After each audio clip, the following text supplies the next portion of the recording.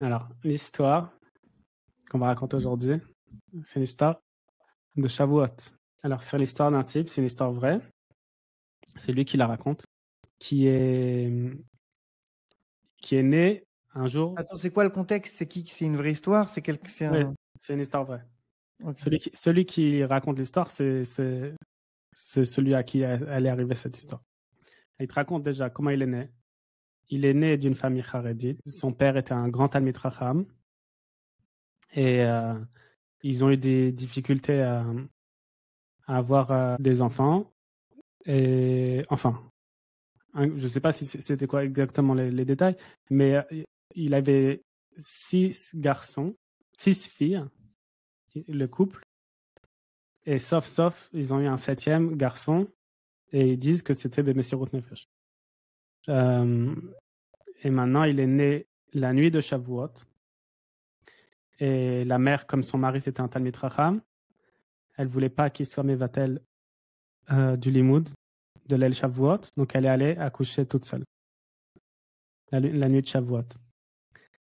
Et ils ont appelé l'enfant, ils l'ont appelé Israël David. J'étais sûr que tu allais dire ce prénom. Israël ou Israël David? Les deux. Ben même. Ouais. J'allais te l'enlever de la bouche. Israël, ils disent pour Am Israël, chez Nioule Am Bekabalat Torah, et Israël Baal Shem Tov, qui est né, qui est Niftar. Le outside du Baal Shem Tov, c'est Shavuot. Et David Ameller qui est né et qui est mort le jour de Shavuot. Okay. Donc c'était le garçon tant attendu qui a reçu tous les pinoukim, tous les de ses deux parents, tous leurs espoirs. Il a grandi dans la Torah. C'était un bon garçon. Il s'est fait appeler depuis qu'il est petit. Il y a un surnom, ils l'ont appelé Louli. Pour un kitsour pour Israël, il s'appelait Louli. Donc Louli, il a grandi C'était à quelle époque, pardon? C'était maintenant. Celui qui le raconte, il est vivant. Hein. Celui qui le raconte, mais il dit pas qui c'est. Hein, mais apparemment, c'est quelqu'un de... Je sais pas s'il est connu, mais c'est un rave aujourd'hui. Bon, c'est un peu spoiler.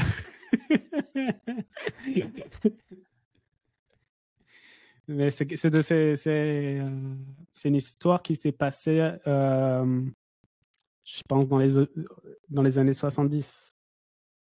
Ok. Autour des années 70. Donc le garçon, c'était un bon garçon. Il a grandi à apprendre dans la Torah et tout, jusqu'à ce qu'il arrivait à l'âge de la bar mitzvah. Et il fallait choisir un sujet pour la dracha de la bar mitzvah. Et la mère, elle a demandé, elle a dit, je veux que la dracha soit sur le sujet de la sugia que le père étudiait pendant qu'il est né, dans la nuit de Shavuot. Le père, il dit, c'est une sugia très difficile. C'est une sugia très difficile, ça va pas intéresser beaucoup de monde et tout, c'est un fil-foule et tout. Et je sais plus comment elle s'appelle, la sugia. La sugia, c'est c'est une sugia difficile mais elle a insisté, la mère, et il y avait rien à faire. Et donc, ils se sont mis à étudier avec leur père cette sugia 2 heures par jour ensemble. Et ils sont rentrés tout jusqu'à ce qu'ils la connaissent. La mère a dit jusqu'à ce qu'ils la connaissent. Alors, va fort, dans tous les sens. Et ils ont écrit des chidushim, qu'ils ont été mechadesh, dans des kushiyot sur lesquels ils ont répondu. Et donc, ils ont fait une très belle dracha pour la bar mitzvah. Et depuis, ils ont le minag avec son père, depuis la bar mitzvah, d'étudier toutes les Leil Shavuot ensemble, le père et le fils, cette sugia-là. C'était leur minag. Et la mère, elle insistait qu'ils étudient à la maison. Pas au Beth Midrash. Elle voulait être méfanek. Elle était debout toute la nuit, toutes les demi-heures, elle a emmené du thé, des gâteaux et tout. Et il voulait aller au Beth Midrash. Il dit, il n'y a rien à faire. Il dit, un soir, donnez-moi ce donnez-moi cet honneur d'être Meshamesh Otrem dans le Limud Torah. C'était sa grande simcha. Et donc, voilà, leur fils unique qui étudie la Torah avec le père, c'était sa simcha à elle, et dit ça, tu peux pas me l'enlever. Voilà, donc c'est comme ça qu'il a grandi. Et il était très matzliar, c'était un garçon brillant. C'était ce qu'il est allé à la Yeshiva Ktana. Tout s'est bien passé, il a été mitztayen. Et ensuite, il est allé à la Yeshiva Gdola. Tout se passait bien là-bas aussi. Et tout le monde était très bien avec lui, sauf une personne. Les reshivés. Le mashgiach. Je ne sais pas comment on dit en français, si c'est un surveillant, un pion. Un pion. C'est tellement dérisoire, un pion. Non, mais un surveillant, c'est un peu rôle. Mashgiach. Mashgiach, ouais. Qui ne pouvait pas se le voir depuis le début. Alors qu'il n'avait aucune raison. Et à chaque fois, il essayait il avait décidé qu'il était arrogant. Et il a dit, celui-là, il faut le faire baisser. Il a en hébreu, on dit la aflemala. Je sais pas comment on dit en français. On dit le nez en haut, je sais pas, ça se dit pas, quoi. Mais il est un peu trop... Il a les chevilles enflées. Comme ça, il lui disait. Et à chaque fois, il trouvait une raison pour lui lancer des piques. Il dit par exemple, s'il priait longtemps dans la tfila, alors le mashgiach, il lui dit, tu n'as pas honte d'utiliser Hachem pour t'en orgueillir et tout, de faire croire et tout que tu es un Yireh Shamayim comme ça. Et quand il priait rapidement, il lui dit, tu dois te renforcer dans la Yireh Shamayim, hein, c'est pas comme ça qu'on prie. Hein. Tout le temps, il avait un truc, il lui cherchait alors que c'était un bon barreau, et il avait presque rien à lui dire. À chaque fois, il trouvait des théoutes pour lui dire des choses. Et une fois, à Shavuot,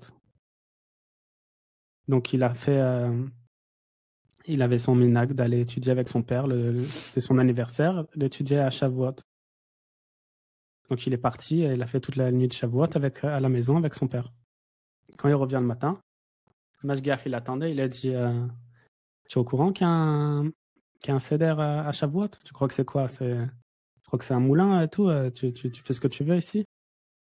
Tu viens, tu pars et tout comme ça, sans rien dire, sans demander d'autorisation? On sait qui c'est ce mashgiach là? C'est raconté? Non, c'est pas. Maintenant, il a décidé, il a dit bon, j'ai rien à faire. Je lui ai dit, tu as raison. Aveti Pachati, donne-moi une punition, tu as raison. Et lui, il s'est énervé. Il a dit, tu vas voir, toi. Toi, tu vas voir, espèce de petit insolent. Tu vas voir, tu vas entendre parler de moi. Il a dit comme ça. Et j'ai oublié de te raconter l'essentiel. Quand il a grandi, donc il avait 6 sœurs. 6 grandes sœurs. Et il a grandi et d'elles, elles avaient des tarbivim, comment on dit, des occupations et tout. Des hobbies qu'ils ont partagé avec lui. Entre autres, la musique et le dessin. Donc il a appris à jouer de la guitare. Et voilà, dans son temps perdu, il jouait de la guitare et aussi il dessinait. Et il dessinait très bien apparemment. Et il avait son occupation secrète, c'était qu'il dessinait et il faisait en fait des caricatures des gens autour de lui. Et comme ça, il sortait tous ses nerfs. Mais c'était dans un cahier qui fermait bien et tout, et personne n'était au courant. Et comme ça les faisait se défouler. Et un jour, il arrive à la yeshiva et voit tout le monde est assemblé devant la yeshiva. Tout le monde est paniqué. Ils ont fait une descente dans les dortoirs. Et chacun est dans son armoire. Et chacun, il y a une armoire avec un cadenas. Il peut garder ses effets personnels. Et donc, ils ont fait une descente. Dans sa chambre particulièrement? Non, dans toute la yeshiva. Qui a fait ça? L'équipe, le personnel enseignant. Ils ont fait une descente pour voir s'il y avait des trucs. Ils ont dit, il n'y a pas une armoire, ils n'ont pas trouvé quelque chose de problématique à à confisquer. Donc tout le monde était paniqué et tout, il savait pas quoi faire. Et lui au début il dit bon, il a rien à cacher et tout. Et après il se rend compte, il dit le cahier de dessin. Et il a couru dans sa chambre et voit, il a disparu. Ils l'ont confisqué. Il a dit bon, il a honte, tu vois, il s'est dit il s'est mis dans l'embarras, tu vois. Mais il s'est dit bon, c'est un truc, ça va passer, c'est un peu honteux et tout, ok. C'est pas trop dans l'esprit de la yeshiva de faire des caricatures, c'est pas trop truc et tout, mais bon, c'est pas si grave que ça, quoi. Il a dit jamais il aurait pu imaginer ce qui allait se passer ensuite. Ils ont annoncé réunion de toute la yeshiva dans le Beth Midrash. Tout le monde on dit la tendance obligatoire, la présence obligatoire, que personne ne manque. Et devant toute la yeshiva, ils ont dit ils ont ouvert les casiers. Ils ont dit qu'ils étaient choqués de tout ce qu'ils ont trouvé. C'est vraiment, il faut remettre les pendules à l'heure. C'est très grave ce qu'ils ont trouvé. Et le plus grave de tous, c'était qu'il y a quelqu'un parmi nous qui se croit au-dessus de tout le monde, qui se la joue à dessiner les gens. Il a dit, il a fait ça dans une tournure de Moussard avec des divrei Torah, que c'est Hachem qui dessine les gens, et lui, il se prend pour Dieu à dessiner des gens et à se moquer d'eux. Et comme ça, il a fait une grosse tochacha devant tout le monde. Il lui a dit la tochacha. Et il a dit comme ça, il n'a pas dit le nom. Il a dit, mais cet enfant-là, peut-être qu'il a une place aux États-Unis avec les non-juifs à faire des dessins, mais surtout pas, c'est pas sa place. Sa place, elle n'est pas dans le Beth Midrash. C'est pour ça, en plus, à Shavuot, qu'il n'était pas là, il a dit, il n'a rien à voir avec Kabbalat Torah, ce Bachour. Il n'a pas sa place ici.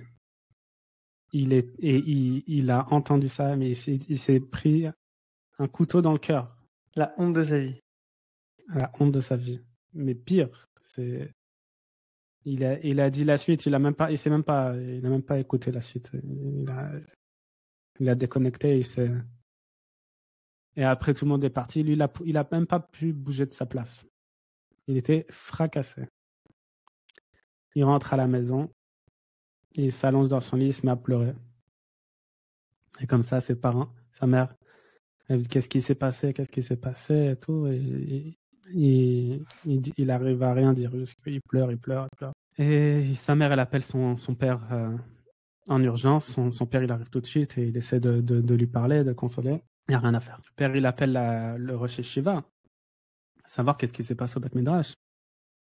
Le Rosh Yeshiva dit qu'il n'est pas à la Beth Midrash, mais dès qu'il est au courant, il lui dit. Donc ils attendent et tout, il le rappelle pas.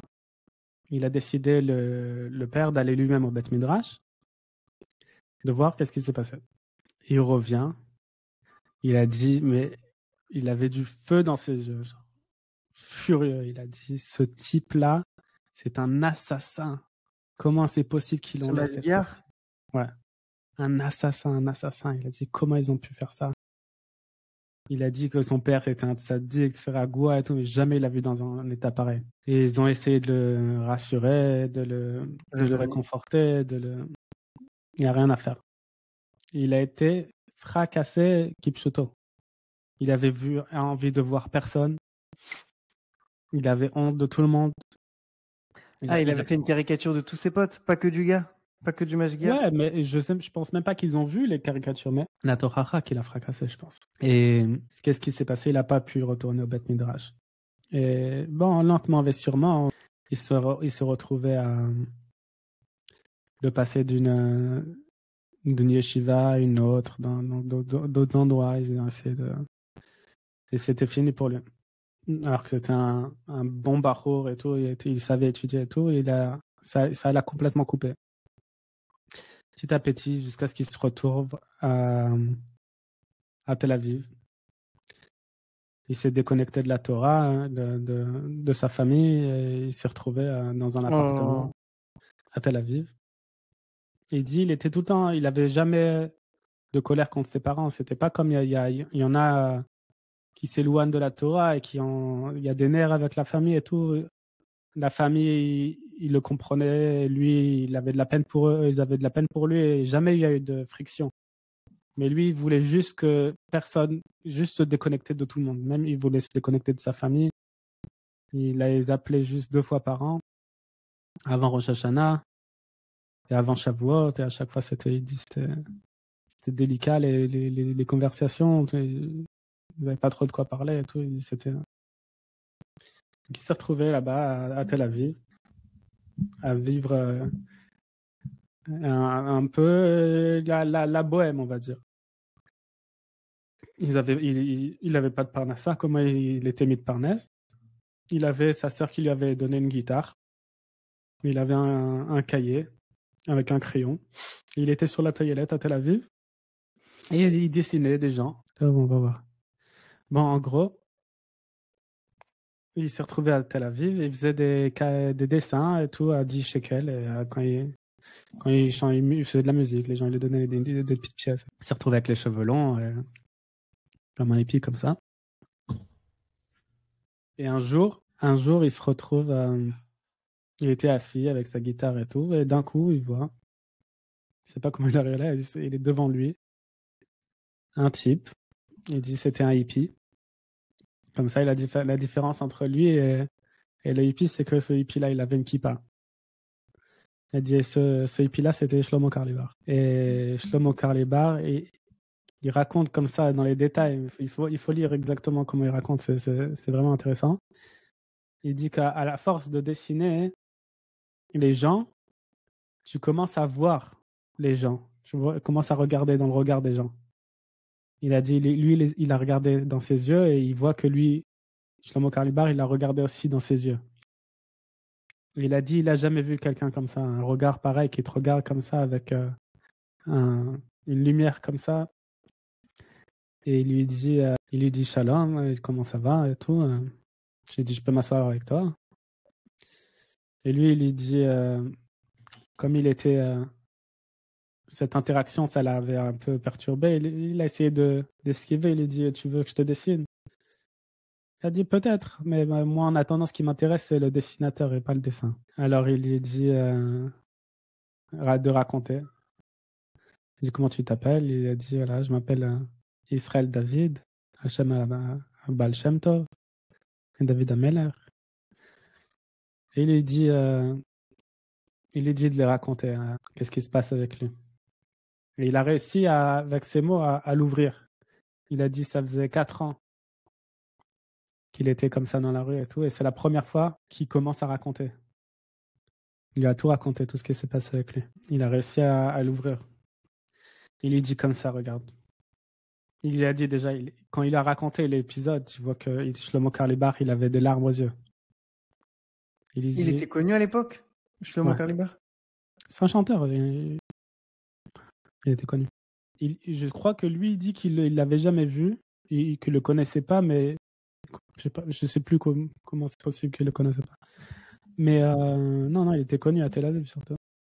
Et il dit, regarde, ce qui t'a fait ce mashgiach, il n'y a personne au monde qui peut le pardonner. Il dit, la souffrance qui t'a fait, elle arrive jusqu'au Kissa Kavod. Il dit, tu sais, bientôt c'est Shavuot. Il dit, regarde, il y a 2 types de juifs.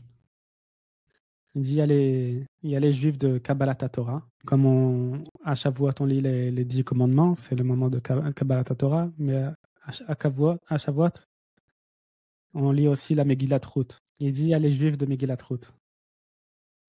Il disait quoi les juifs de Megillat Ruth? Les juifs de Megillat Ruth, c'est les juifs qu'on a repoussés toute leur vie. On les a repoussés et qu'ils se sont acharnés et ils ont maintenu leur place et ils sont allés.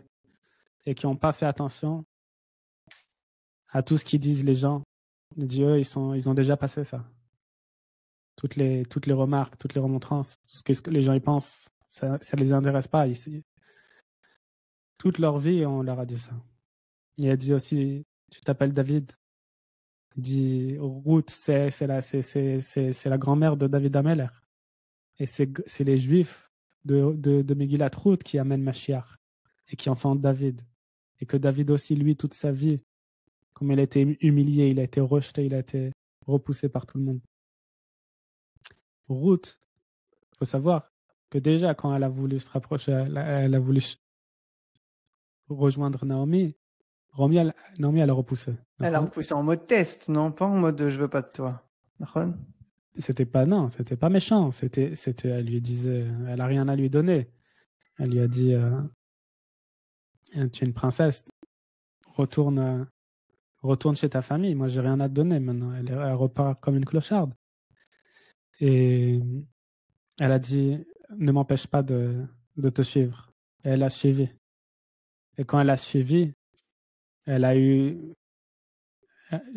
arrivée au niveau d'une humiliation énorme pour une princesse de se retrouver à récupérer du leket, des brins de blé qui sont abandonnés pour les pauvres. Et après, elle a dû, dans la suite de l'histoire, elle s'est mariée avec Boaz. Mais tout le monde lui a dit, mais tu es de Moab. Les gens, ils ont dit, on reçoit pas dans la Torah, c'est interdit de recevoir les Moabiens. Les Moabiens, on dit? Moavite et Moavia. Moavia. Ouais. Et donc, ils étaient Mechadesh, la halacha. Hein. Boaz, il a amené le Sanhedrin pour amener la halacha que l'interdit, c'est sur Moavi, Vélo Moavia. Hein. Mais toute sa vie, ils l'ont appelé Ruth à Moavia. Ça veut dire c'est insultant. C'est-à-dire toute sa vie, les gens y parlaient. Est-ce que c'est pas clair cette histoire et tout? C'est pas. Est-ce qu'elle a le droit d'être est-ce qu'elle est considérée juive? Est-ce qu'elle a le droit de se marier? Et ça, ce doute-là et ces remarques, elles ont continué jusqu'à David Ameller. Il y a toute une souga dans la Gemara où il y a de Ega Edomi qui lui dit est-ce que Bechlal il est Raoui Lavo Bakaal? Est-ce qu'il a le droit de faire partie du peuple?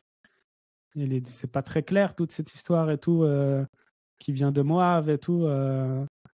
Et il a renouvelé le doute jusqu'à ce qu'ils ont failli. Il faut voir la souga dans la Gemara. Ils ont failli amener le Sanhedrin et dire que David Ameller il est pas juif. Même quand il est venu Shaoul chercher David. C'était le dernier des derniers auquel son père il pouvait penser que c'était lui qu'il était venu chercher pour pas Shaoul, Shmuel. Même pas, il n'y a pas pensé. Il a dit mais j'ai un fils, mais laisse tomber, on le compte pas. Il est dans la forêt, c'est un berger. Ouais. Il dit ça, c'est les Juifs de Mashiach. C'est les Juifs qui vont faire venir Mashiach. D'être. Donc il a dit ça lui a pris du temps, mais il avait 2 semaines pour se préparer et il s'est mis à chanter avec lui. Il a commencé à chanter Loulet Toratra. Tu connais le Nigun? Loulet Toratra. Comme ça. Et Loulet Toratra, Shashua Azava de Tibeoni. C'est la chanson qu'on chante sur la Torah. Et Louli, genre, c'est pour lui? Il a dit Louli. Et il est retourné à la maison. Il a appelé sa mère. Sa mère, elle a engueulé. Elle a dit tu m'aurais dit, j'aurais fait des gâteaux. Il n'y a rien à manger. Et il est allé avant. Il s'est coupé les cheveux. Il a acheté des vêtements. Il est retourné. Et il allait à Shavuot. Ils l'ont fait monter à la Torah. Ils lui ont fait lire la Megillat Ruth. Et les psukim qui parlent de Ruth, qui la repousse, il a commencé à les chanter avec le nigun de l'Ouletra Atra. Il dit les gens, tu sais, pendant les Megillat Ruth, ils sont à moitié endormis et tout. Il commence à chanter tout seul. avec l'air, les psukim et tout. Il dit rien que les gens, ils ont commencé à comprendre ce qui se passe, il a continué de lire normal. Et ils disent que jusqu'à aujourd'hui, là-bas, dans cette Bet Knesset, c'est devenu le minag. Et ce psukim-là, il le chante avec le nigun de l'Oulet Torah. Et finalement, voilà, il est retourné dans la Torah, c'est devenu un grand Talmid Chacham, mais il dit pas qui il est. Ah non! Non, il dit pas qui il est, c'est un Talmid Chacham. Et tout ça, Bisrout Shlomo Karlibach. Il dit ça, c'est un juif de Megillat Ruth, Amiti. Elle est magnifique, l'histoire. C'est magnifique, hein. Et il faut que tu regardes, et il faut mettre le lien peut-être. Il y a une vidéo du Rav Besançon qui le raconte.